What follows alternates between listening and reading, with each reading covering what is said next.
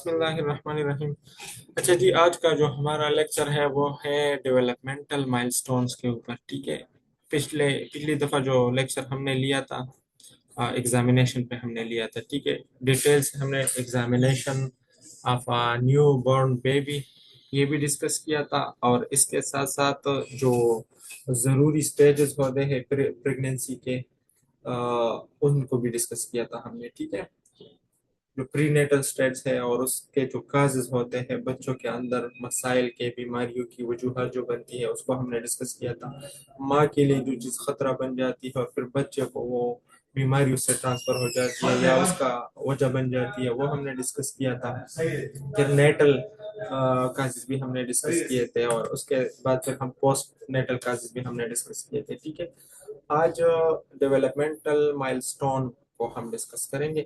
Developmental مائلسٹون دو قسم کا ہوتا ہے، ایک نارمل ڈیولپمنٹل مائلسٹون ہوتا ہے، ایک ایب نارمل ڈیولپمنٹل مائلسٹون ہوتا ہے، ٹھیک ہے۔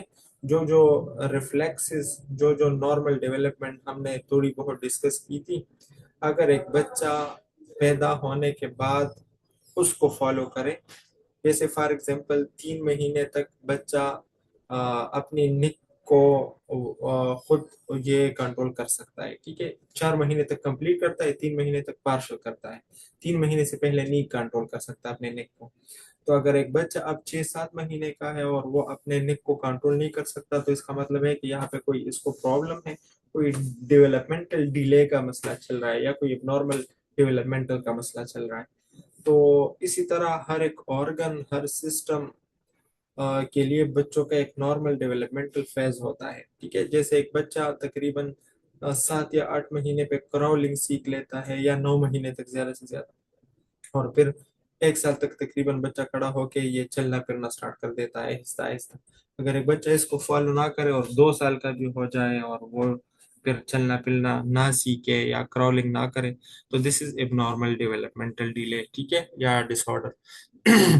تو اسی کے متعلق یہ لیکچر ہے کہ بچہ جب پیدا ہو جاتا ہے تو پہلے مہینے میں اس میں کون سی چیزیں نارملی آ جاتی ہیں، دوسرے مہینے میں کون سی چیزیں آ جاتی ہیں، تیسرے مہینے میں، اس طرح 1 سال کے اندر اس میں بڑے بڑے چینجز کیا ہوتے ہیں، یا وہ نشانیاں کیا ہوتی ہے جس سے ہمیں اندازہ لگ جاتا ہے کہ یہ بچہ نارمل ڈیولپمنٹ میں جا رہا ہے، ٹھیک ہے۔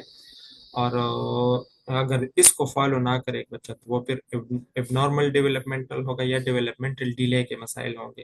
اس کے وجوہات ہم نے ڈسکس کیے تھے، آپ سب کو پتہ ہونا چاہیے۔ کچھ بچے برتھ اسپیکزیا سے آ جاتے ہیں، کچھ بچے جو ہے یہ اس میں سی پی کے اندر چلے جاتے ہیں، ٹھیک ہے۔ اس طرح بہت سارے وجوہات ہو سکتے ہیں۔ تو a method of the evaluation has been developed using an interview technique۔ بچے کے متعلق معلومات حاصل کرنے کے لیے ان کے والدین کے ساتھ انٹرویو کی جاتی ہے،